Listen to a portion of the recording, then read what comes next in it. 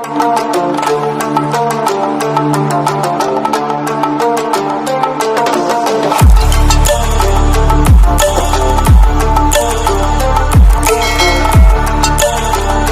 Dear friends, welcome to our YouTube channel. నేను మీ అల్లం సాయి కృష్ణ.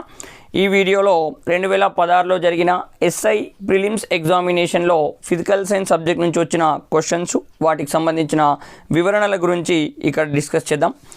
దాదాపుగా 2016 ఎస్ఐ ప్రిలిమ్స్ ఎగ్జామినేషన్లో ఫిజిక్స్, కెమిస్ట్రీ అన్ని చాప్టర్లను కవర్ చేస్తూ మనకు 10 క్వశ్చన్స్ రావడం అనేది జరిగింది. మరి ఎలాంటి క్వశ్చన్స్ వచ్చాయి, ఏ చాప్టర్ను కవర్ చేస్తూ క్వశ్చన్ని ఫ్రేమ్ చేయడం అనేది జరిగింది, ఇక్కడ గమనిద్దాం. ఫస్ట్ క్వశ్చన్ మనకి ఇక్కడ ఉన్నది, సరైన వివరణలను గుర్తించండి అని ఇవ్వడం జరిగింది. కింద 4 ఆప్షన్స్ ఇచ్చారు. దాంట్లో ఏ స్టేట్మెంట్ కరెక్టు, ఏ స్టేట్మెంట్ తప్పు, ఎందుకనేదని గమనిద్దాం. ఫస్ట్ స్టేట్మెంట్ ఏమన్నా అంటే అయస్కాంత బలం పని చేయదు. సెకండు, స్థిర విద్యుత్ ఆవేశంల వలన అయస్కాంత క్షేత్రం ఉత్పత్తి అగును. థర్డ్ స్టేట్మెంట్, అయస్కాంత బలరేఖలు సమాంతరమైన అయస్కాంత క్షేత్రం ఏకరీతిలో ఉండును.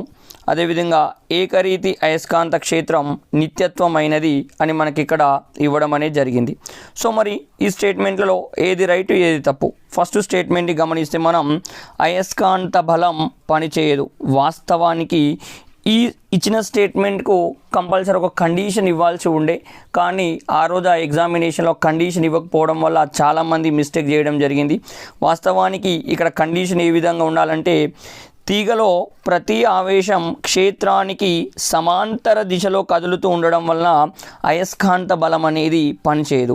కండిషన్ ఏమిచ్చేది, సమాంతర దిశలో కదులుతున్నట్లుగా మనకి ఇచ్చిన పడితే ఏం కాకపోవు. ఆవేశం అనేది సమాంతర దిశలో కదిలినప్పుడు మాత్రం అయస్కాంత బలం అనేది పనిచేయదు. ఈ కండిషన్ ఇవ్వకపోవడం వల్ల చాలామంది ఈ స్టేట్మెంటు తప్పు అని అనుకున్నారు. కానీ ఈ స్టేట్మెంటు 100% ఇక్కడ కరెక్టేనండి. ఇది మనకు ప్రజెంట్ కొత్త టెక్స్ట్ బుక్స్ ఉన్న 10th క్లాస్లో విద్యుత్ అయస్కాంత చాప్టర్ అనేది ఒకటి ఉంటుంది. ఆ విద్యుత్ అయస్కాంత చాప్టర్ సంబంధించిన ఒక టాపిక్ నుంచి మనకు ఈ స్టేట్మెంట్ని ఫ్రేమ్ చేయడం జరిగింది. తీగలో ప్రతి ఆవేశం అనేది క్షేత్రానికి సమాంతర దిశలో కదులుతున్నప్పుడు మాత్రం అయస్కాంత బలం అనేది పనిచేయదు. గుర్తుపెట్టుకోండి, ఇది రైట్ స్టేట్మెంటేనండి. నెక్స్ట్ స్టేట్మెంట్ ఏమిచ్చింది మనకు, స్థిర విద్యుత్ ఆవేశంల వలన అయస్కాంత క్షేత్రం ఉత్పత్తి అగును. స్థిర విద్యుత్ ఆవేశాల వలన ఎప్పుడు అయస్కాంత క్షేత్రం అనేది ఉత్పత్తి కాదండి. విద్యుత్ ప్రవాహం గల తీగ అనేదే అయస్కాంత క్షేత్రాన్ని ఏర్పరుస్తుంది. దీని నుంచి విద్యుత్ ప్రవహించినప్పుడు మాత్రమే అయస్కాంత క్షేత్రం అనేది ఏర్పడుతుంది. అంటే ఆవేశాలు దీంట్లో కదలాలి కంపల్సరిగా. కానీ మనకి ఇచ్చింది ఏంది, స్థిర విద్యుత్ ఆవేశం వలన అయస్కాంత క్షేత్రం ఉత్పత్తి అగును. ఇది రాంగ్ స్టేట్మెంటు. ఓకే, ఇక్కడ థర్డ్ స్టేట్మెంట్ చూడండి, అయస్కాంత బలరేఖలు సమాంతరమైన అయస్కాంత క్షేత్రం ఏకరీతిలో ఉండును. అంటే మనకు ఏకరీతి అయస్కాంత క్షేత్రము అంటే సమక్షేత్రం అంటే ఏందనేది తెలవాలి. క్షేత్ర బలము మరియు దిశ, క్షేత్రం మొత్తం కూడా స్థిరంగా ఉంటే దాన్ని మనం ఏమంటాం, సమక్షేత్రము లేదా ఏకరీతి క్షేత్రం అంటాం. ఇక్కడ సమాంతరమైన రేఖలు ఉన్నప్పుడు, బలరేఖలు ఉన్నప్పుడు ప్రతి ప్లేస్లో కూడా ఈ రెండు కూడా క్షేత్ర బలము, దిశ అనేవి ఎట్లా ఉంటాయి, స్థిరంగా ఉంటాయి. స్థిరంగా ఉంటాయి. కావున ఈ స్టేట్మెంట్ అనేది మనకు 100% కరెక్ట్ అవుతుంది. అయస్కాంత బలరేఖలు సమాంతరమైన అయస్కాంత క్షేత్రం ఎట్లా ఉంటుంది, ఏకరీతిలో ఉంటుంది. ఈ రేఖలు స్ట్రేట్గా ఉన్నప్పుడు బలము, దిశ అనేది ఎప్పుడు స్థిరంగానే ఉంటాయి. ఈ విషయం గుర్తుపెట్టుకోవాలి. ఒకవేళ క్షేత్రంలో బలము కానీ దిశ కానీ ఏ కొంచెం మారినా దాన్ని మనం అసమక్షేత్రం అని అంటాం. సో కావున ఈ స్టేట్మెంట్ని మనం గుర్తుపెట్టుకుందాం, రైట్ స్టేట్మెంట్. లాస్ట్ స్టేట్మెంట్ ఏమిచ్చిండు, ఏకరీతి అయస్కాంత క్షేత్రం నిత్యత్వమైనది. ఏకరీతి అయస్కాంత క్షేత్రం నిత్యత్వమైనది కాదు, నిత్యత్వమైనది కాదండి. ఇది రాంగ్ స్టేట్మెంట్. మనకు ఇది రాంగ్ స్టేట్మెంటే. ఈ సెకండ్ది రాంగ్ స్టేట్మెంటే. రైట్ స్టేట్మెంట్లు A and C. A comma సిలో స్టేట్మెంట్ రైట్ అయిన ఆప్షన్ ఏంటంటే ఒకటో ఆప్షన్ మనకు రైట్ ఆన్సర్ అండి. నెక్స్ట్ క్వశ్చన్కి వెళ్తే ఇక్కడ ఈ క్రింది ఏ భౌతిక ధర్మాన్ని ద్రవ్యంలో గల దోషాలను ప్రతిబింబించే అవినాశక విలువలను కనుగొనే ప్రయోగంలో వాడతాము. అంటే ఈ క్రింది 4 ధర్మాలలో ఏ ధర్మాన్ని ఉపయోగించి ద్రవ్యములలో ఉన్న దోషాలను మనం గుర్తుపట్టచ్చు. వాస్తవానికి ధ్వని, ఉష్ణము, విద్యుత్తు, అయస్కాంతం 4టిని గమనిస్తే ఉష్ణం అనే ధర్మం ఆధారంగా ఒక పదార్థం యొక్క ద్రవ్యములలో ఉన్న దోషాలను, డిఫెక్ట్లను గుర్తుపట్టచ్చు. ఎందుకోసం అంటే ఆ పదార్థానికి మనము ఉష్ణాన్ని అందించినప్పుడు దానిలోని కణాలలో దూరం అనేది పెరుగుతుంది, వాటి మధ్యలో ఆకర్షణ బలాలనేవి తగ్గిపోతాయి. దానివల్ల దాని లోపల ఉన్న డిఫెక్ట్స్ని మనం పర్ఫెక్ట్గా ఫైండ్ అవుట్ చేయడానికి ఛాన్స్ అనేది ఉంటుంది. అందుకోసం ఇక్కడ ఏమన్నాడు, ద్రవ్యములలో గల దోషాలను ప్రతిబింబించే ధర్మం ఏది, ఉష్ణం అనేదే ధర్మము. ఈ రిమైనింగ్ 3తోటి మనం ఫైండ్ చేయడానికి ఛాన్స్ అనేది లేదండి. థర్డ్ క్వశ్చన్ గమనిస్తే ఇక్కడ సరైన వివరణలను గుర్తించండి. మళ్ళీ ఇచ్చిండు. ఇది కంప్లీట్ రిలేటెడ్ టు ధ్వని చాప్టరు. ధ్వని చాప్టర్లో మనకు తరంగాలు రకాలు అనే ఒక కాన్సెప్ట్ ఉంది. ఆ కాన్సెప్ట్ మీదనే క్వశ్చన్స్ వేసిండు. ఫస్ట్ మనం ఇక్కడ కొన్ని విషయాలు చెప్తా. ఈ క్వశ్చన్ని చదివే కంటే ముందు కొన్ని విషయాలు చెప్తా. మనకు యానకం ఆధారంగా 2 రకాలు, యాంత్రిక తరంగాలు, అదేవిధంగా విద్యుదయస్కాంత తరంగాలు. ధ్వని ప్రయాణానికి యానకం అవసరమైతే అవి యాంత్రిక తరంగాలు, ధ్వని ప్రయాణానికి యానకం అవసరం లేకపోతే అవి విద్యుదయస్కాంత తరంగాలు. మళ్ళా మనం ఇక్కడ స్వభావం ఆధారంగా లేదా ప్రయాణించే దాని ఆధారంగా డివైడ్ చేసాం. అనుదైర్ఘ్య తరంగాలు అని, తిర్యక్ తరంగాలు అని డివైడ్ చేసాం. అనుదైర్ఘ్య తరంగాలు అంటే మనం ఇక్కడ సంపీడనాలను, విరళీకరణాలను కలిగి ఉంటాయి. ఇవి శృంగాలు, ద్రోణులను కలిగి ఉంటాయి. సంపీడనాలు, విరళీకరణాలు ఉంటే అనుదైర్ఘ్య తరంగాలని, శృంగాలు, ద్రోణులు ఉంటే వాటిని తిర్యక్ తరంగాలని మనం గుర్తుపెట్టుకోవచ్చు. అట్లాగే యానకంలోని కణాలు తరంగ ప్రసరణ దిశకు సమాంతరంగా కంపిస్తే వాటిని అనుదైర్ఘ్య తరంగాలని, ఒకవేళ లంబంగా కంపిస్తే వాటిని తిర్యక్ తరంగాలని అంటాం. ఇవి జనరల్గా మనం గుర్తుపెట్టుకోవాల్సిన కాన్సెప్ట్స్ అండి. ఇప్పుడు మనం క్వశ్చన్ని చూద్దాం. ఫస్ట్ స్టేట్మెంట్ ఏమి ఇచ్చింది మనకి ఇక్కడ, ధ్వని తరంగాలు మరియు అతిధ్వని తరంగాలు అనుదైర్ఘ్య యాంత్రిక తరంగాలని మనకి ఇక్కడ ఇవ్వడం అనేది జరిగింది. ఈ స్టేట్మెంట్ మనకు రైట్ స్టేట్మెంటేనండి. ఎందుకోసం, ధ్వని తరంగాలు మరియు అతిధ్వని తరంగాలు యాంత్రిక తరంగాలే, అట్లాగే ఇవి అనుదైర్ఘ్య తరంగాలే. ఇవి సంపీడనాలు, విరళీకరణాలను కలిగి ఉంటాయి కావున అనుదైర్ఘ్య తరంగాలు, వీటి ప్రయాణానికి యానకం అవసరం కావున యాంత్రిక తరంగాలు. స్టేట్మెంట్ అనేది రైట్ అండి. నెక్స్ట్ స్టేట్మెంట్ చూడండి, ధ్వని తరంగాలు అనుదైర్ఘ్య యాంత్రిక తరంగాలు. ఇక్కడ వరకు ఓకే అండి. మరి విద్యుదయస్కాంత తరంగాలు తిర్యకు యాంత్రిక తరంగాలు. విద్యుదయస్కాంత తరంగాలు కేవలం తిర్యక్ తరంగాలే. కానీ మనకి ఇక్కడ క్వశ్చన్లు ఏమి ఇచ్చిండు, తిర్యక్ యాంత్రిక తరంగాలని ఇచ్చిండు. ఇది తప్పండి. నెక్స్ట్ వచ్చేసేసి ఇక్కడ థర్డ్ది, ధ్వని తరంగాలు అనుదైర్ఘ్య యాంత్రిక తరంగాలు. ఓకే, ఇక్కడ వరకు ఇది రైటే ఉందండి. మరి అతిధ్వని తరంగాలు మనం ఆల్రెడీ ఇక్కడనే డిస్కస్ చేసినాం, అవి కూడా యాంత్రిక తరంగాలే. కానీ మనోడు మళ్ళీ ఇక్కడ ఏమి ఇచ్చిండు, తిర్యక్ యాంత్రిక తరంగాలని ఇచ్చిండు. ఇది కూడా తప్పేనండి. లాస్ట్ స్టేట్మెంట్ మనకు డైరెక్ట్ ఉంటుంది, విద్యుదయస్కాంత తరంగాలు తిర్యక్ తరంగాలే. విద్యుదయస్కాంత తరంగాలు తిర్యక్ తరంగాలే. ఇది రైట్ అండి. మరి సరైన వాటిలో ఏ రైట్ అండి, డి రైట్ అండి.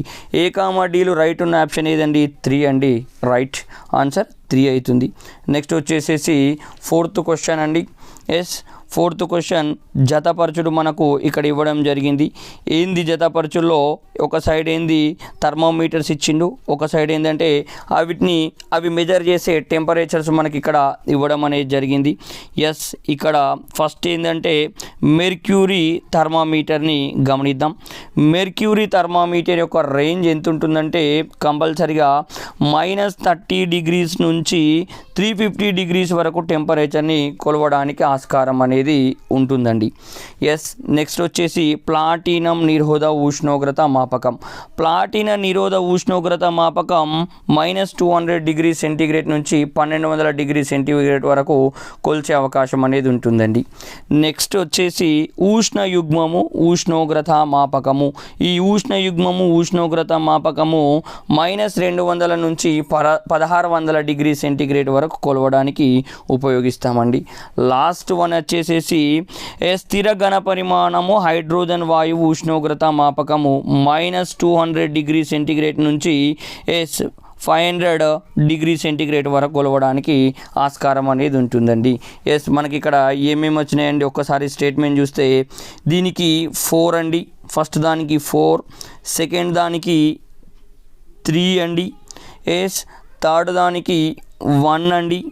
ఎస్, ఫోర్త్ దానికి 2 అండి. 4, 3, 1, 2 స్టేట్మెంట్ ఎక్కడ ఉన్నాయండి? 4, 3, 1, 2 ఇక్కడ డి ఆప్షన్లో 4, 3, 1, 2 అనేది ఉందండి. ఒకసారి చూసుకోండి, 4, 3, 1, 2 డి దానికి రైట్ ఉంది కావున answer goes to D. Yes, ఇవన్నీ కూడా మనకు డైరెక్ట్గా వితిన్ సిలబస్లో ఒక 10-12 రకాల ఉష్ణోగ్రత మాపకాలు డిస్కస్ చేసినప్పుడు ఈ పాయింట్స్ అనేవి మనకు క్లియర్గా వస్తాయండి. ఎస్, ఇవి మనం ఎప్పటికి కూడా గుర్తుపెట్టుకోవాల్సిన విషయాలేనండి. ఇక్కడ వేరేది ఏమీ లేదు, కాన్సెప్ట్ అనేది ఏమి ఉండదు. డైరెక్ట్గా వీటి థర్మోమీటర్స్ అవి కొలిచే ఉష్ణోగ్రతలు మనం ఎప్పుడు కూడా గుర్తుపెట్టుకోవాలి. బై హార్ట్ చేయాల్సిన అవసరం అనేది ఇలాంటి క్వశ్చన్స్లలో కంపల్సరీగా ఉంటుందండి. నెక్స్ట్ వచ్చేసేసి 5th క్వశ్చన్ డైరెక్ట్ బిట్ పడ్డదండి, చాలాసార్లు అడగబడిన బిట్టు. విటమిన్ B12లో గల లోహ అయాన్ ఏది? Vitamin B12 సయానికోబాలమిన్. దీంట్లో కోబాల్ట్ అనేది ఉంటుంది. మనకు డైరెక్ట్ బిట్ అండి. ఎస్, అయన్ ఉండదు, క్రోమియం ఉండదు, మెగ్నీషియం ఉండదు, కోబాల్ట్ అనేది ఉంటుంది. సో ఆన్సర్ అనేది 3. అదేవిధంగా 6th క్వశ్చన్ మోస్ట్ ఇంపార్టెంట్ అండి, పర్యావరణానికి రిలేట్ చేస్తూ క్వశ్చన్ అడిగిండు. ట్రాఫిక్ అధికంగా ఉన్న మరియు జన సామర్థ్యం ఎక్కువగా ఉన్న కిక్కిరిసిన ప్రదేశాలలో కళ్ళు మండి ఎర్రగా కావడానికి గల కారణం ఏంది? ట్రాఫిక్ ఎక్కువన్నా జనాలు ఎక్కువన్నా ఆ ప్లేస్లో మనం ఎక్కువసేపు ఉంటే కళ్ళు ఎర్రగా అయి మండడం అనేది జరుగుతుంది. దానికి కావాల్సిన రీజన్ ఏంది, ఎందువల్ల అట్లా జరుగుతుంది? ఆప్షన్లలో బ్యూటేన్, ధూళి, నైట్రోజన్ ఆక్సైడ్లు, మీథేను. ఎస్, గుర్తుపెట్టుకోవాలా, డైరెక్ట్ బిట్టు నైట్రోజన్ యొక్క సమ్మేళనాల వల్లనే కళ్ళు అనేవి రెడ్గా అయితే మండడం అనేది జరుగుతుంది. సో ఇక్కడ డైరెక్ట్ ఆన్సర్ ఏంటంటే నైట్రోజన్ ఆక్సైడ్లు. బ్యూటేన్ కాదండి, మీథేన్ కూడా కాదండి. ఎందుకోసం అంటే మ్యాక్సిమం ఆ ఏరియాలలో బ్యూటేన్, మీథేన్లు రిలీజ్ కావడానికి స్కోప్ అనేది వాస్తవానికి ఉండదు. మీథేన్ అనేది రేర్ కేసెస్లలోనే కొన్ని ప్లేస్లలో రిలీజ్ కావడానికి పాసిబిలిటీ ఉంది. బట్ ట్రాఫిక్ లాంటి దాంట్లో చాలా తక్కువ అండి. ఎస్, బ్యూటేన్ కూడా పాసిబిలిటీ ఉండదండి. ధూళి అనేది కామన్గా విడుదలవుతుంది, వస్తుంది, చేస్తుంది. కానీ దానివల్ల కళ్ళు మండడం, ఎర్రగా మండడం అనేది జరగదు. దానికి పర్టికులర్ రీజన్ ఏంటంటే నైట్రోజన్ ఆక్సైడ్లు ఆ ఏరియాలో ఎక్కువగా విడుదల కావడం అనేది ముఖ్యమైన కారణం. సో ఆన్సర్ అనేది 3rd. 7th క్వశ్చన్ వచ్చేసేసి క్రింది వాటిలో పాలిస్టర్ పోగు ఏది? పాలిస్టర్కి సంబంధించిన పోగు ఏది? దాన్ని గుర్తుపట్టమని మనకి ఇక్కడ ఇవ్వడం జరిగింది. ఏమేమి ఇచ్చిండు? బెకలైటు, పాలిస్టైరీను, నైలాన్ 6,6, టెరిలిన్ అనేది ఇచ్చిండు. ఇక్కడ మనం గుర్తుపెట్టుకోవాలా, ఇది కూడా మనకు పాలిమర్లు, ప్లాస్టిక్లు అనే ఒక చాప్టర్ ఉంటుంది. దాంట్లో డైరెక్ట్ ఒక 10-12 రకాల వాటి గురించి డిస్కస్ చేసినప్పుడు పాలిస్టర్ టాపిక్లో మనకు క్లియర్గా వస్తుంది. ఎస్, మనకు స్పెషల్గా 8th క్లాస్ టెక్స్ట్ బుక్లో 3rd చాప్టర్ ఉంటుంది. దాంట్లో ఈ పాయింట్ డైరెక్ట్ బిట్ ఉందండి. టెరిలిన్ అనేది ఒక పాపులర్ పాలిస్టర్ అండి. టెరిలిన్ అనేది ఒక popular polyester. Direct answer D అనేది. సార్ గివ్ ఏంది ఇక్కడ మిగిలినవి? బెకలైట్ అనేది ఫినాల్ ఫార్మాల్డిహైడ్తో ఏర్పడిన సమ్మేళనం. బెకలైట్ అనేది ఫినాల్ ఫార్మాల్డిహైడ్తో ఏర్పడిన సమ్మేళనం. పాలిస్టర్ అనేది ఓ థర్మోప్లాస్టిక్ పాలిమర్ అండి. అదేవిధంగా నైలాన్ 6,6 అనేది పాలిఅమైడ్లతో ఏర్పడిందండి. బెకలైట్ ఏమో ఫినాల్ ఫార్మాల్డిహైడ్తో ఏర్పడింది. పాలిస్టైరిన్ అనేదని ఒక రకమైన థర్మోప్లాస్టిక్ పాలిమర్ అండి. నైలాన్ 6,6 అనేది పాలిఅమైడ్లతో ఏర్పడింది. సో ఇక్కడ పాలిస్టర్కు సంబంధించిన పోగులేవి? టెరిలిన్ అండి. పాపులర్ పాలిస్టర్ ఏదంటే టెరిలిన్ అండి. Direct bit D answer. Next 8th question క్రింది వాటిలో సరైన వివరణలను కాని వాటిని గుర్తించండి. ఏదైతే సరైన వివరణ కాదో దాన్ని గుర్తించండి అంటుండు. అంటే తప్పు ఉన్నది ఏది గుర్తుపట్టాలి, అక్కడ తప్పు ఉన్నదాన్ని గుర్తుపెట్టాలి. లాక్టిక్ ఆమ్లం ఒక యాంటీసెప్టిక్. లాక్టిక్ ఆమ్లం అనేది యాంటీసెప్టిక్గా పని చేయదు. గాయాలైనప్పుడు కోసినప్పుడు దీన్ని మనం ఎక్కడా కూడా పూసిన దాఖలాలు లేవు. కావున ఇది యాంటీసెప్టిక్ కాదు, ఇది తప్పండి. ఎస్. నెక్స్ట్, క్లోరాంఫెనికాల్ ఒక యాంటీబయాటిక్ అండి. క్లోరాంఫెనికాల్ అనేది ఒక యాంటీబయాటిక్ అండి. ఎస్, ఇది రైట్ ఆన్సర్ అండి. బి అనేది రైట్. యాంటీబయాటిక్ ఎస్ మైక్రో ఆర్గానిజమ్స్ను చంపే అవకాశం అనేది దీనికి ఉంటుంది. మంచి యాంటీబయాటిక్గా మనం రెగ్యులర్గా దీన్ని వాడడం అనేది జరుగుతుంది. ఇది రైట్ స్టేట్మెంట్. సుక్రోలేజ్ అనేది ఒక యాంటీ మైక్రోబియల్. సుక్రోలేజ్ అనేది యాంటీ మైక్రోబియల్ కాదండి, ఆర్టిఫిషియల్ స్వీటనర్ అండి. డయాబెటిక్ పేషెంట్లకు ఒక మంచి వరం లాగా పనిచేస్తుంది. ఆర్టిఫిషియల్ స్వీటనర్గా పనిచేస్తుంది. డయాబెటిక్ ఉన్న పేషెంట్స్ దీన్ని వాడడం అనేది జరుగుతుంది, కానీ ఇది యాంటీ మైక్రోబియల్గా పని చెయ్యదు. ఈ స్టేట్మెంట్ కూడా తప్పండి. ఎస్. అదేవిధంగా ఎనాల్జిన్ అనేది ఒక ట్రాంకిలైజర్ అని ఇచ్చిండు. ఎనాల్జిన్ అనేది ఒక ట్రాంకిలైజర్ కాదండి, ఇది కూడా తప్పండి. ఎస్, ట్రాంకిలైజర్స్ అంటే మానసిక ఒత్తిడి లేదా స్వల్ప లేదా తీవ్రమైన స్థాయిలో మనోవ్యాధులను నుంచి తగ్గించడానికి లేదా మనోవ్యాధుల నుంచి ఉపశమనం పొందడానికి ఉపయోగించే వాటిని ట్రాంకిలైజర్స్ అంటారు. మానసిక ఒత్తిడి తక్కువ ఎక్కువ వాటి నుంచి కొంచెం రిలీఫ్ రావడం కొరకు వీటిని ట్రాంకిలైజర్స్ని ఉపయోగిస్తారు. ఎగ్జాంపుల్ ఏంటంటే వెలియం, దాన్ని మనం డైజోఫామ్ అంటాం, లేకపోతే సెరటోనిన్, లేకపోతే వెరనాల్ని మనం ట్రాంకిలైజర్స్గా ఉపయోగించడం జరుగుతుంది. ఈ థర్డ్ స్టేట్మెంట్ కూడా తప్పైన ఏందమ్మా, ఏసిడి 3 తప్పు. ఏసిడి ఎక్కడ ఉంది? ఇక్కడ సెకండ్ ఆప్షన్లో ఏసిడి అనేది సెకండ్ ఆప్షన్లో ఉంది, కావున ఆన్సర్ గోస్ టు సెకండ్ అండి. Next question, 9th question. ఈ క్రింది ప్రవచనాలను అధ్యయనం చేయండి. ఎస్, మనకి ఇక్కడ 3 స్టేట్మెంట్లు ఇచ్చిండు. మరి ఏవి రైట్ ఏవి తప్పునని ఇక్కడ అడగడం అనేది జరిగింది. మనం ఇక్కడ క్లియర్గా గమనిస్తే ఫస్ట్ స్టేట్మెంట్ దీనిలో వాతావరణంలోని సల్ఫర్ డయాక్సైడ్ నైట్రోజన్ డయాక్సైడ్లు గాలిలోని నీటి అణువులతో చర్యనుంది ఆమ్ల వర్షాలను కురుస్తాయని ఇచ్చిండు. ఎస్, ఈ స్టేట్మెంట్ రైట్ అండి. ఆమ్ల వర్షాల కారణమైన గ్యాస్లలో ముఖ్యమైనది సల్ఫర్ డయాక్సైడ్, అదేవిధంగా నైట్రోజన్ డయాక్సైడ్. ఇది నీటి అణువులతో చర్యనుంది ఆమ్ల వర్షాలను ఏర్పరుస్తాయి. pH వాల్యూ మనకు 5.6 కంటే తక్కువ అయిందనుకో దాన్ని మనం ఆమ్ల వర్షం అంటాం. మనం ఆల్రెడీ యాసిడ్ బేస్ చాప్టర్లో క్లియర్గా డిస్కస్ కూడా చేయడం అనేది జరిగింది. ఇది రైట్ స్టేట్మెంట్ అండి. అదేవిధంగా అత్యంత దూరంగా ఉండే వాతావరణ పొర థర్మోస్ఫియర్ అని ఇచ్చిండు. వాస్తవానికి వాతావరణంలో పొరలను గమనిస్తే ట్రోపోస్ఫియర్ ఫస్ట్, దాని తర్వాత స్ట్రాటోస్ఫియరు, దాని తర్వాత మీజోస్ఫియరు, దాని తర్వాత థెర్మోస్ఫియరు, దాని తర్వాత ఎగ్జోస్ఫియర్ అనేది ఉంటుంది. ఈ వరుస క్రమంలో లాస్ట్లో ఉన్నది మాత్రం ఎగ్జోస్ఫియరు, కానీ మనకి ఇక్కడ ఇచ్చింది ఏంది? థర్మోస్ఫియరు. సో ఈ స్టేట్మెంట్ కూడా రాంగ్ అండి. Second statement wrong. పశ్చిమ హిమాలయాలు జీవ వైవిధ్య హాట్స్పాట్లు అని ఇచ్చిండు. పశ్చిమ హిమాలయాలు జీవ వైవిధ్య హాట్స్పాట్లు కావు. ఇది కూడా రాంగ్ స్టేట్మెంటు. ఈ మూడిట్లలో కేవలం ఫస్ట్ మాత్రమే రైట్ అయింది. మరి అది ఎక్కడ ఉంది ఆప్షన్ చూద్దాం. ఎస్, ఇక్కడ చూడండి, కేవలం ఏ మాత్రమే రైట్ అయ్యి 2 తప్పైన స్టేట్మెంటు ఏ దాంట్లో ఉంది? ఫస్ట్ ఆప్షన్లో ఉంది. So answer goes to first. Last question ఈ పేపర్లో మన సబ్జెక్ట్స్ నుంచి మళ్ళీ జతపరచుడు రావడం జరిగింది. క్రింది వాటిని జతపరచుము. జాబితా 1లో మీథేన్, ఫాస్ఫేట్, ప్రియాన్లు, ఫ్లోరైడ్లు. ఇటు సైడు నాక్నీ సిండ్రోమ్, గ్లోబల్ వార్మింగ్, సరస్సులో మంజరి ఏర్పడడం, డౌన్ సిండ్రోమ్, ఓజోన్ తగ్గుదల అని ఇచ్చిండు.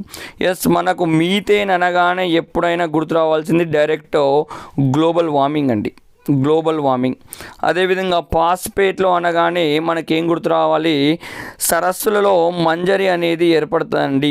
ఎస్, సరస్సులలో మంజరి ఏర్పడడం, ఇవి పెరగడానికి గల ముఖ్యమైన కారణం ఫాస్ఫేట్లేనండి. అదేవిధంగా ప్రియాన్లో అనగానే మనకు గుర్తు రావాల్సింది ఏంటంటే ఓజోన్ తగ్గుదల, ఓజోన్ తగ్గుదల అనేది గుర్తు రావాలి. అట్లాగే ఫ్లోరైడ్ అనగానే మనకు గుర్తు రావాల్సింది నాక్నీ సిండ్రోమ్ అనేది మనకు గుర్తు రావాలి. ఎందుకు నాక్నీ సిండ్రోమ్ అంటే ఈ ఫ్లోరైడ్ యొక్క పర్సంటేజ్ పెరిగితే మన శరీరంలో డి విటమిన్ ఇది తగ్గిస్తుంది. దానివల్ల మనకు నాక్నీ సిండ్రోమ్ అనేది రావడానికి ఆస్కారం అనేది ఉంటుంది. సో ఫ్లోరైడ్ అనగానే నాక్నీ సిండ్రోమ్స్ అండి. ఇది మనకి ఇక్కడ ఉన్న ఆర్డరు. దీంట్లో మనం ఫస్ట్ ఆప్షన్ ఏమొచ్చింది? ఎస్, మీథేన్ అనగానే మనకి ఏమొచ్చింది? గ్లోబల్ వార్మింగ్ అంటే 2, ఇక్కడ 2, ఎస్ పాస్పేట్లు అనగానే మనకి ఏమొచ్చింది, సరస్సులో మంజరి ఏర్పడడం అని వచ్చింది 3. ప్రియాన్లు అనగానే మనకు 5 వచ్చింది. ఫ్లోరైడ్లు అనగానే మనకు ఏం రావాలా, 1 రావాలా. 2, 3, 5, 1 అనేది మనకు రైట్ స్టేట్మెంట్ అండి. ఇక్కడ మ్యాథ్ ద ఫాలోయింగ్ సంబంధించింది ఆ ఆర్డర్ ఒకటి మిస్ అయిపోయింది. సో ఈ మ్యాథ్ ద ఫాలోయింగ్లో నేను ప్రతి ఆన్సర్ని ఎక్స్ప్లెయిన్ చేశాను, దాన్ని గుర్తుపెట్టుకుంటే మనకు సరిపోతుంది. ఇవి మనకు 2016లో ఫిజికల్ సైన్స్ సబ్జెక్ట్ నుంచి అడగబడిన క్వశ్చన్స్ అండి. క్వశ్చన్స్ చాలా డెప్త్గానే అడగడం జరిగింది. ఒక్కొక్క క్వశ్చన్లో 4 చాప్టర్లను కవర్ చేస్తూ అడగడం జరిగింది. ప్రతి చాప్టరు ప్రతి క్వశ్చన్ అనేది మనకు ఇంపార్టెంట్ అండి. ఒక అవగాహన కొరకు ఏ లెవెల్లో క్వశ్చన్స్ అడుగుతున్నారు, మనం ఇంకా ఏ లెవెల్లో చదవాల్సిన అవసరం అనేది ఉంది, ఏ ఏరియాలను ఏ విధంగా అడగడానికి అవకాశం ఉంది అనే విషయాలు తెలుసుకోవడం కొరకు ఈ పేపర్ మనకు ఎక్స్ప్లెనేషన్ అనేది చాలా ఉపయోగపడుతుందని నేనైతే ఆశిస్తున్నాను. ఇలాంటి ముఖ్యమైన అప్డేట్స్ మన ఫిజికల్ సైన్స్ సబ్జెక్టు కావచ్చు, కొన్ని రోజుల్లో ప్రారంభమయ్యే science and technology current issues కావచ్చు, అదేవిధంగా మనకు రెగ్యులర్ అందుతున్న ఎడ్యుకేషనల్ విద్యా ఉద్యోగాలకు సంబంధించిన అప్డేట్స్ కావచ్చు, ఇవన్నీ ఎప్పటికప్పుడు పొందాలంటే మన ఛానల్ని ఫాలో అవ్వండి. వీడియో నచ్చితే లైక్ చేయండి, షేర్ చేయండి. మన ఛానల్ని సబ్స్క్రైబ్ చేయని వాళ్ళు ఇప్పటివరకు ఎవరైనా ఉంటే సబ్స్క్రైబ్ చేయండి. Thank you so much. జై హింద్.